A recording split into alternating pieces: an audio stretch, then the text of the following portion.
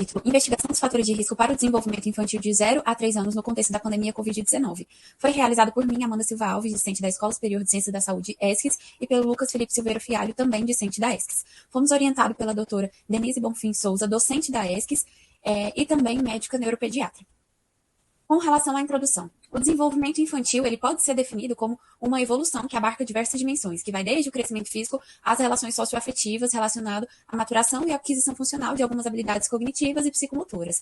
Essa fase ela vai se iniciar desde a concepção até principalmente o final dos 2 anos de vida. E aí pode ter algumas modificações que vão afetar toda a vida, tanto no aspecto biológico como no aspecto psicossocial. Os fatores de risco para o desenvolvimento infantil estão relacionados com condições biológicas, como prematuridade, baixo peso ao nascer, e também alguns aspectos psicossociais, como alguns estressores, né, que estão presentes ali nos ambientes familiares das crianças, traumas na vida dos pais também, e a determinantes sociais para a saúde. O caráter singular, né, da pandemia ali da Covid-19, que ocorreu a partir de 2020, trouxe algumas mudanças significativas no cotidiano familiar. Com relação a isso, né, esses fatores citados que afetam o desenvolvimento podem ter sido agudamente modificados. Esse trabalho tem alguns objetivos. O objetivo geral é identificar a presença ou ausência de fatores de risco de desenvolvimento de crianças de 0 a 3 anos, atendidas ali na UBS da Asa Norte. E, quanto aos objetivos específicos, nós temos 3 importantes. Identificar os principais fatores de risco do desenvolvimento infantil em pacientes e cuidadores primários acompanhados na UBS no contexto da pandemia. Identificar as características socioeconômicas dos pacientes acompanhados na UBS que possuem fatores de risco para o desenvolvimento infantil. E reconhecer as repercussões biopsicossociais em pacientes acompanhados na UBS que possuem fatores de risco do desenvolvimento infantil. Quanto ao método do estudo, né? Foi um estudo transversal com pacientes de 0 a 3 anos que são acompanhados ali na Unidade Básica de Saúde 1 da Asa Norte. Foi programado um momento de coleta de dados que foi iniciado no dia 25 de junho e finalizado no dia 19 de agosto de 2022. As entrevistas eram realizadas durante as consultas na UBS. O estudo ele foi realizado por meio de uma aplicação do roteiro de entrevista para identificação, o REI. As perguntas eram direcionadas aos pais, que permitiam que os filhos participassem da pesquisa, e o REI tem a descrição de características socioeconômicas, condições reprodutivas, condições de nascimento da criança e atenção à criança. Também foi realizado a análise descritiva, não teve comparação entre grupos e foi excluído do estudo crianças de 0 a 3 anos que fossem portadores de algum transtorno de desenvolvimento já diagnosticado ou cujos pais não aceitassem, né, participar ali da entrevista. O projeto ele foi aprovado pelo Comitê de Ética por meio do sistema CEP-CONEP na plataforma Brasil, sob o CAE 5694542200005553. Em relação aos resultados, a gente tem que 51 pacientes de 0 a 3 anos de idade foram analisados. Entre eles, a gente tem que a amostra foi composta por 32 mulheres, compondo aí 62% do total da amostra, e 19 homens, compondo 38%.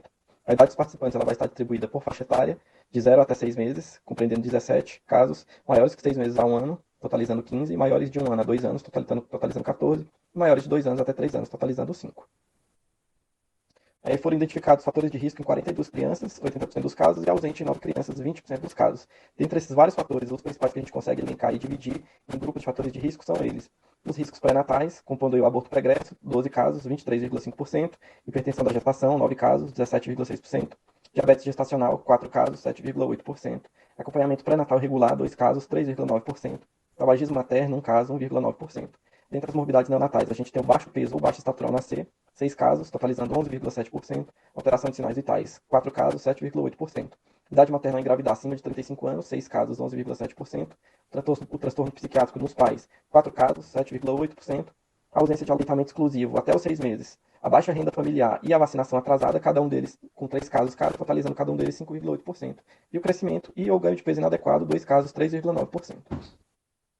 O estudo verificou-se a presença de fatores, né, que podem ter relação com a pandemia, como a baixa renda familiar, 5,8% dos casos, que pode oferecer entraves ao desenvolvimento, e a prevalência de morbidades gestacionais, como hipertensão e diabetes, que podem se relacionar tanto a uma dificuldade de acesso a serviços de saúde oferecidos durante a pandemia, como também a vários aspectos sociais inerentes aí ao período da pandemia. Além disso, também foi verificado vários outros fatores, dentre eles os que já foi citado, como por exemplo o atraso vacinal em 5,8%, que podem ser justificados também aí pela dificuldade de acesso ao serviço de saúde e a propagação de movimentos anti-vacina, que surgiram bastante nesse período de pandemia. E aí, devido ao caráter assim, bem específico, né, dos estudos transversais de inquérito, a gente tem meio que uma dificuldade de estabelecer realmente uma relação de causalidade direta entre a pandemia e os fatores de risco citados, só que com certeza ela ajuda a relacionar a prevalência dos tais fatores hoje, nos dando aí oportunidades de comparar com outros estudos também transversais, de modo a analisar de maneira mais fiel, mais fidedigna a prevalência desses fatores anteriormente, possibilitando uma maior percepção de como a pandemia pode ter influenciado as prevalências de tais fatores de risco. Em relação aos agradecimentos, a gente agradece as orientações da equipe de pesquisa, iniciação científica da ESC, durante a execução do projeto, que nos elucidou e nos ajudou bastante em relação às dúvidas durante o processo de aprovação do Comitê de Ética em Pesquisa. E também a gente gostaria de agradecer a nossa orientadora, a doutora Denise Bonfim, pela instrução durante todos os processos e etapas da pesquisa.